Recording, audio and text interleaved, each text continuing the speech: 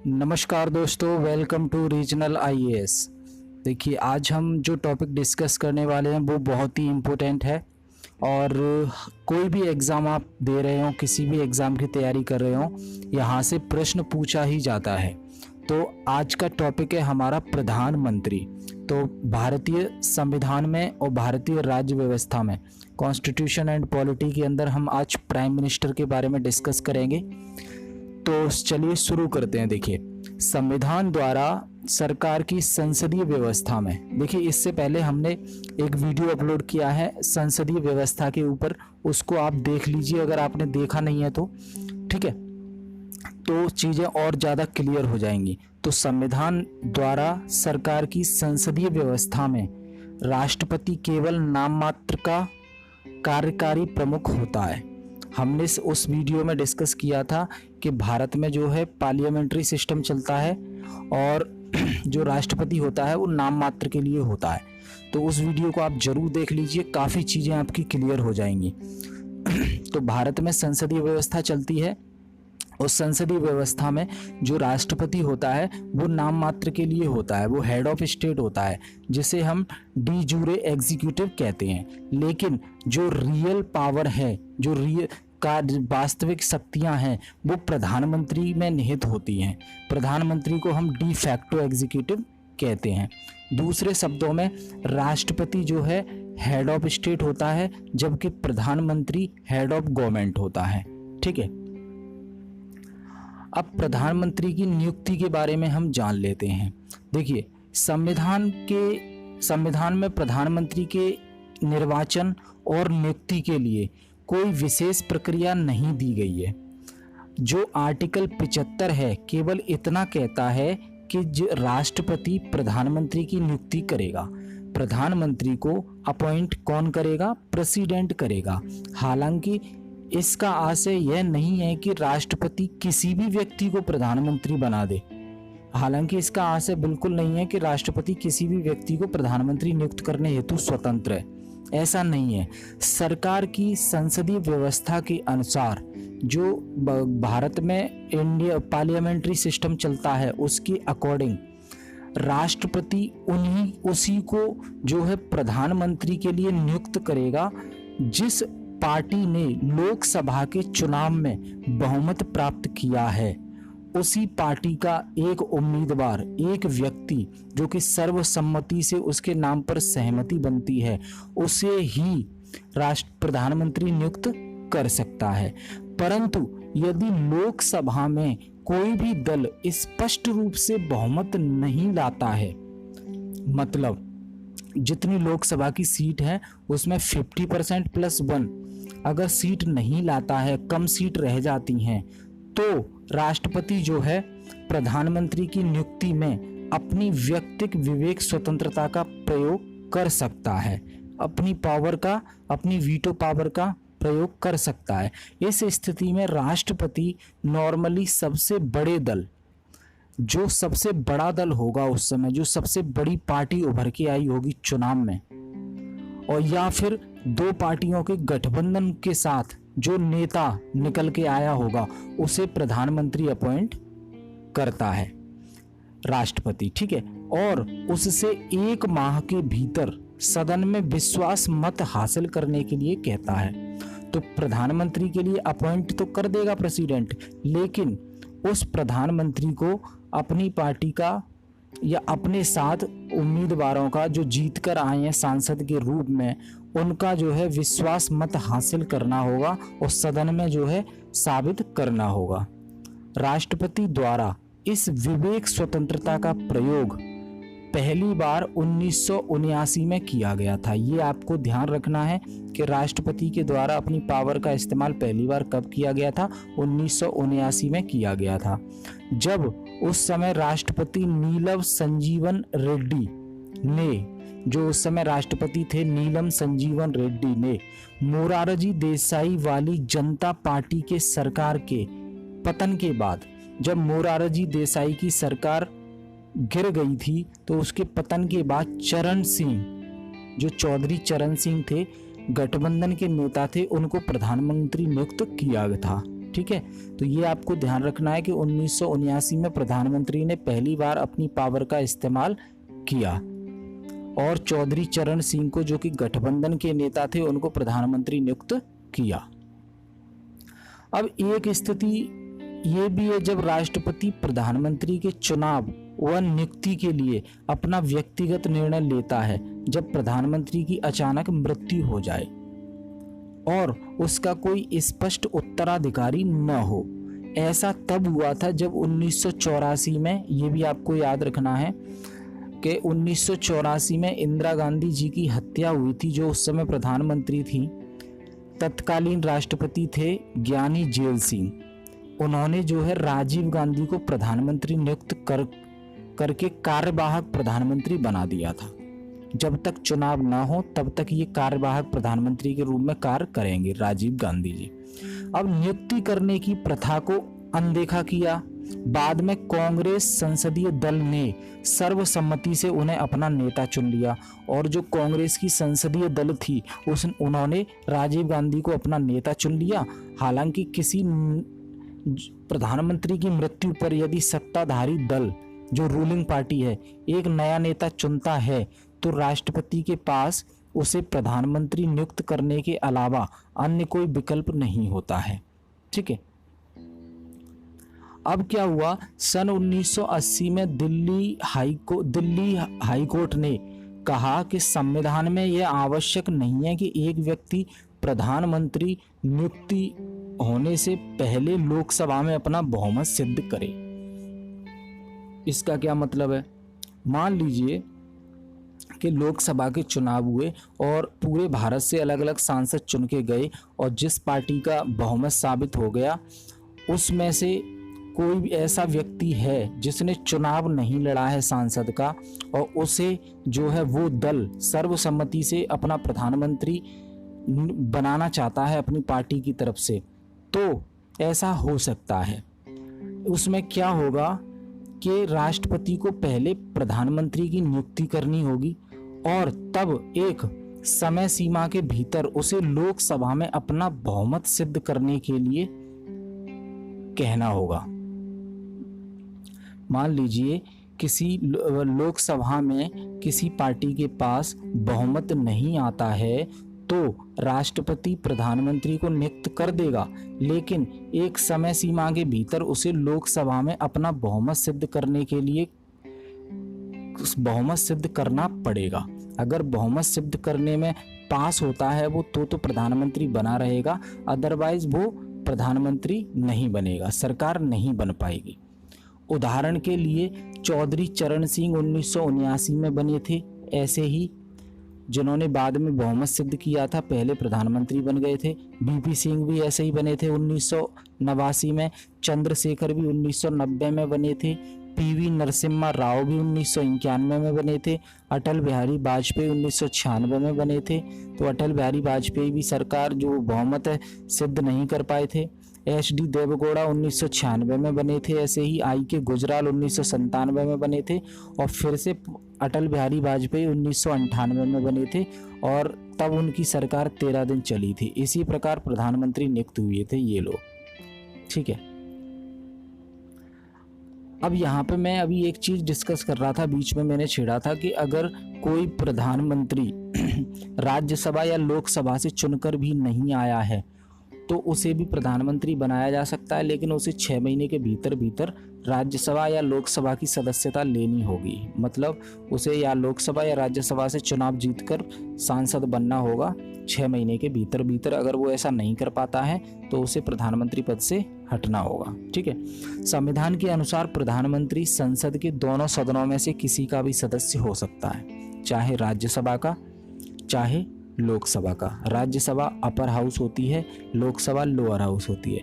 उदाहरण के लिए इंदिरा गांधी 1966 में, देवगौड़ा 1996 में तथा मनमोहन सिंह 2004 और 2009 में राज्यसभा के सदस्य थे। दूसरी ओर ब्रिटेन में जो प्रधानमंत्री होता है वो निम्न सदन का होता है, हाउस ऑफ कॉमन्स का सदस्य होना चाहिए।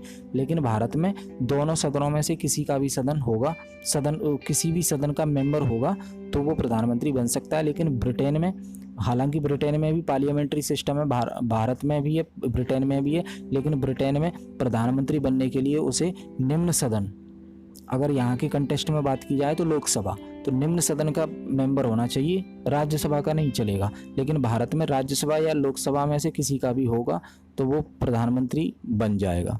ठीक है, अब शपथ और पद और वेतन के बारे में बात कर लेते हैं। प्रश्न यहाँ से पूछा जाता है, प्रधानमंत्री का पद ग्रहण करने से पहले राष्ट्रपति उसे पद एवं गोपनीयता की शपथ दिलवाता है। पद एवं गोपनीयता की शपथ लेते हुए प्रधानमंत्री कहते हैं, हालांकि ये इम्पोर्टेंट नहीं है, पूछा नहीं जाता है, प्रधानमंत्री कहते हैं कि मैं भारत के संविधान के प्रति सच्ची श्रद्धा और निष्ठा रखूंगा, मैं भारत की प्रभुता एवं अखंडता अक्षुण्ण रखूंगा और मैं श्रद्धा पूर्वक एवं शुद्ध अंतःकरण से अपने पद के दायित्वों का निर्वहन करूंगा। मैं भय या पक्षपात, अनुराग या द्वेष के बिना सभी प्रकार के लोगों के प्रति संविधान और लॉ के अनुसार न्याय करूंगा। ठीक है, इसके साथ प्रधानमंत्री गोपनीयता की भी शपथ लेते हैं। प्रधानमंत्री गोपनीयता की शपथ के रूप में कहता है, मैं ईश्वर की शपथ लेता हूं कि जो विषय मेरे विचार के लिए लाया जाएगा अथवा मुझे ज्ञात होगा उसे किसी व्यक्ति या व्यक्तियों को तब तक के सिवाय जबकि ऐसे मंत्री के रूप में अपने कर्तव्य के सम्यक निर्वहन के लिए ऐसा अपेक्षित हो, मैं प्रत्यक्ष अथवा अप्रत्यक्ष रूप से संसूचित या प्रकट नहीं करूंगा, गोपनीय रखूंगा। प्रधानमंत्री का जो कार्यकाल है वो निश्चित नहीं होता है, सरकार कभी भी गिर सकती है। इंडिया में पार्लियामेंट्री सिस्टम की एक यही ड्रॉबैक कह सकते हैं, कुछ ड्रॉबैक हैं, उनमें से एक ड्रॉबैक ये है कि स्टेबल गवर्नमेंट नहीं है इंडिया में पार्लियामेंट्री सिस्टम में। क्यों? क्योंकि बहुमत जिस दिन टूट गया या कुछ मेंबर आपके सांसद आपकी पार्टी छोड़ दी और चले गए रिजाइन देके, तो आपका जो बहुमत है, जो नंबर है वो आपका कम हो जाएगा, सरकार गिर जाएगी। इसीलिए प्रधानमंत्री का जो कार्यकाल है निश्चित नहीं है तथा वह राष्ट्रपति के प्रसाद पर्यंत अपने पद पर बना रहता है। हालांकि इसका अर्थ यह नहीं है कि राष्ट्रपति किसी भी समय प्रधानमंत्री को उसके पद से हटा सकता है। प्रधानमंत्री को जब तक लोकसभा में बहुमत हासिल है राष्ट्रपति उसे बर्खास्त नहीं कर सकता। लोकसभा में अपना विश्वास मत खो देने पर, मतलब बहुमत खो देने पर, विश्वास मत खो देने पर उसे अपने पद से त्यागपत्र देना होगा अथवा त्यागपत्र न देने पर राष्ट्रपति उसको बर्खास्त कर देगा।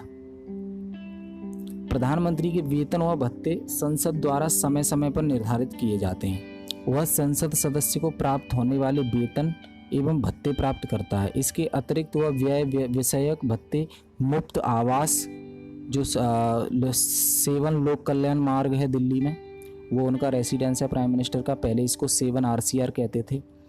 ठीक है, तो इसके अतिरिक्त वह व्यय विषयक भत्ते, मुफ्त आवास, यात्रा भत्ते, स्वास्थ्य सुविधाएं आदि प्राप्त करता है। सन 2001 में संसद ने उसके व्यय विषयक भत्तों को 1500 से बढ़ाकर 3000 रुपये प्रतिमाह कर दिया था।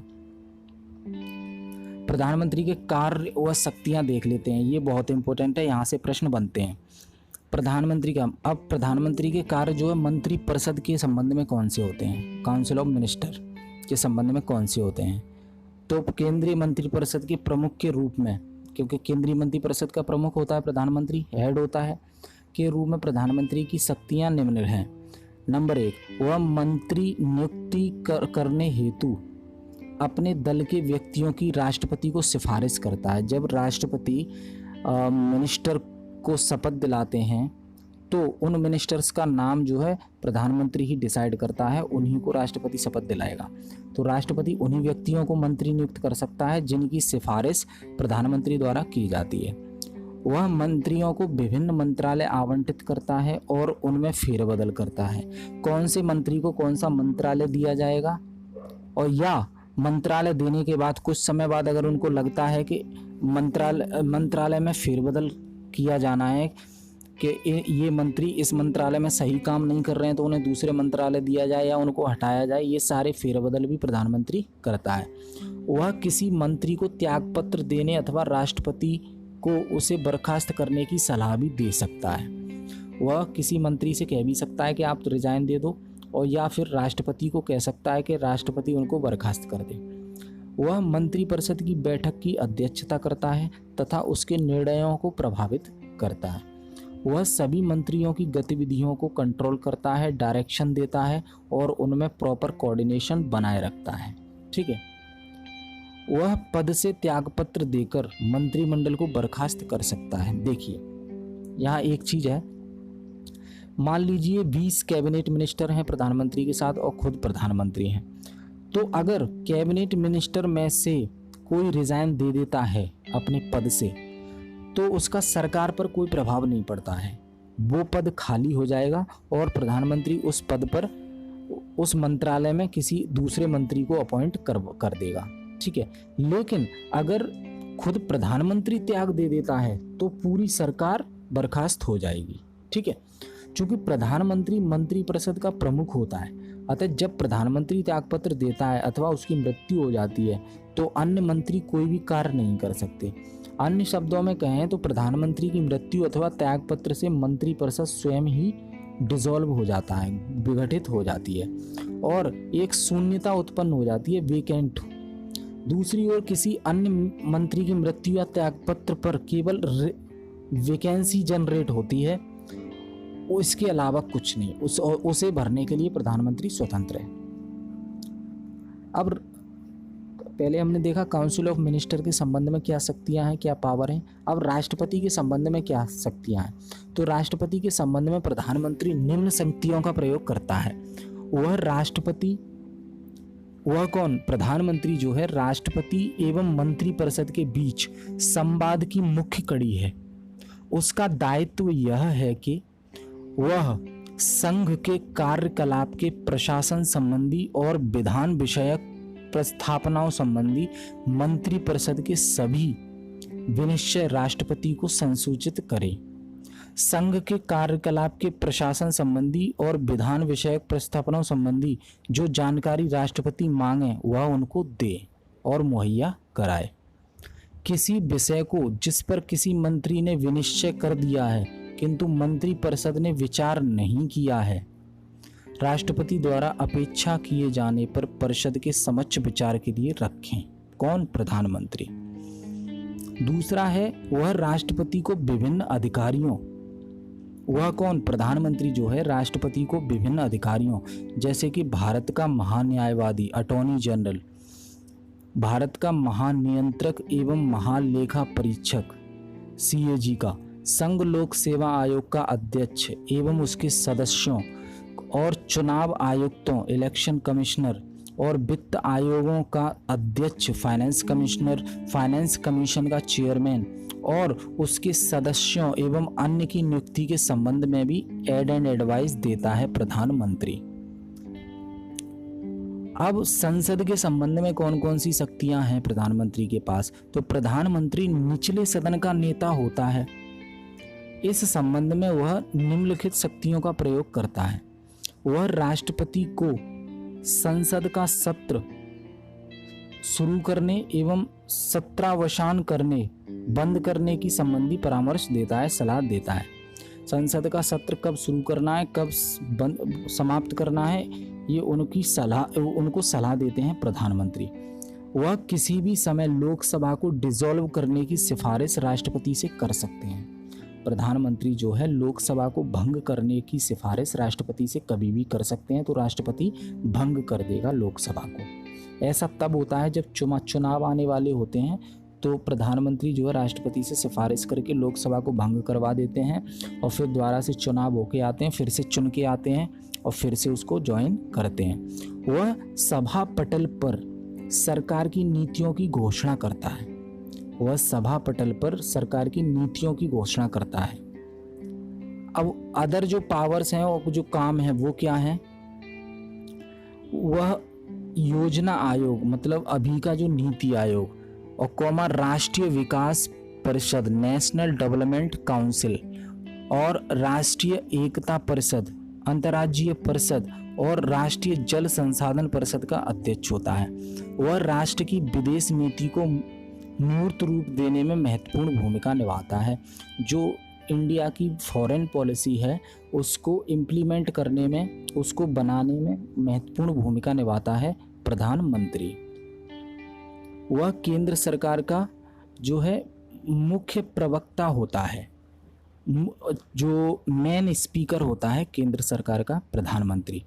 वह आपातकाल के दौरान राजनीतिक स्तर पर आपदा प्रबंधन का भी प्रमुख होता है। जैसे कि अभी कोरोना वायरस की वजह से महामारी जो चल रही है, तो ये जो है एक आपदा है, तो इस आपदा प्रबंधन में आपातकाल के दौरान वो प्रमुख होता है राजनीतिक स्तर पर। ठीक है, देश का नेता होने के नाते वह विभिन्न राज्यों के विभिन्न वर्गों के लोगों से मिलता है और उनकी समस्याओं के संबंध में ज्ञापन प्राप्त करता है। वह सत्ताधारी दल का नेता होता है, जो रूलिंग पार्टी है, जो सरकार चला रही है, उसका नेता होता है वो। वह सेनाओं का राजनीतिक प्रमुख होता है इत्यादि। वह सेनाओं का राजनीतिक प्रमुख होता है इत्यादि। राष्ट्रपति के साथ संबंध। संविधान में राष्ट्रपति प्रधानमंत्री के संबंध में निम्नलिखित उपबंध हैं। नंबर 1, अनुच्छेद 74, राष्ट्रपति को सहायता एवं सलाह देने के लिए एक मंत्रिपरिषद होगी जिसका प्रमुख प्रधानमंत्री होगा। राष्ट्रपति इसकी सलाह के अनुसार कार्य करेगा। हालांकि राष्ट्रपति मंत्रिमंडल से उसकी सलाह पर पुनर्विचार करने के लिए कह सकता है। राष्ट्रपति इस पुनर्विचार के बाद दी गई सलाह के अनुसार कार्य करेगा। ये आर्टिकल 74 कहता है। आर्टिकल 75 क्या कहता है कि प्रधानमंत्री की नियुक्ति राष्ट्रपति करेगा और प्रधानमंत्री की सलाह पर अन्य मंत्रियों की नियुक्ति करेगा। मंत्री राष्ट्रपति के प्रसाद पर्यंत अपने पद पर बने रहेंगे और मंत्रिपरिषद लोकसभा के प्रति सामूहिक रूप से उत्तरदायी होगी।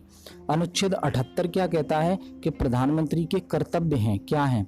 संघ के कार्यकलाप के प्रशासन संबंधी और विधान विषयक प्रस्तावनाओं संबंधी मंत्रिपरिषद के सभी विनिश्चय राष्ट्रपति को संसूचित करें। संघ के कार्यकलाप के प्रशासन संबंधी और विधान विषयक प्रस्तावना संबंधी जो जानकारी राष्ट्रपति मांगे वह उन्हें दे। किसी विषय को जिस पर किसी मंत्री ने विनिश्चय कर दिया है किंतु मंत्रिपरिषद ने विचार नहीं किया है, राष्ट्रपति द्वारा अपेक्षा किए जाने पर परिषद के समक्ष विचार रखे। ठीक है, अब जान लेते हैं, कभी कभार क्वेश्चन पूछ लिया जाता है जो छोटे मोटे एग्जाम होते हैं उनमें, कि ऐसे कौन से मुख्यमंत्री हैं जो प्रधानमंत्री बने, उनका नाम आप याद रख लीजिए।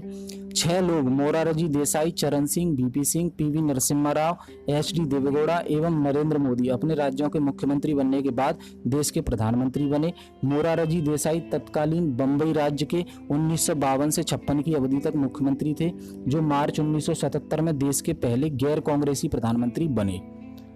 तो ये भी प्रश्न पूछ लिया जाएगा, पहले गैर कांग्रेसी प्रधानमंत्री कौन से थे, तो आपको बता देना है। चरण सिंह अविभाजित उत्तर प्रदेश के 1967 से 68 तक तथा पुनः 1970 में मुख्यमंत्री थे, जो मोरारजी देसाई के बाद प्रधानमंत्री बने।